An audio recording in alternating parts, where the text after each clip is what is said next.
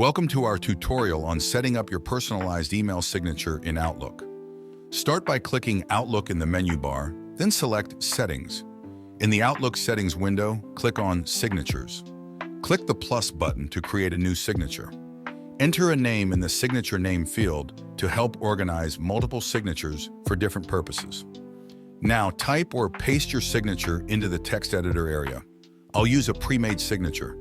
Open your signature in Microsoft Word, select the entire signature and copy it. Return to the signature editor window in Outlook. Paste the signature into the text box and adjust any formatting if necessary. Click Save. Now let's ensure everything looks perfect. Send a test message to our email address. This is a great way to see your new signature in action, and we would love to know how you've personalized it. Compose a message, select the signature from the drop-down menu in the message toolbar, and send the email. Your recipients will see your new signature when they receive your message. Congratulations!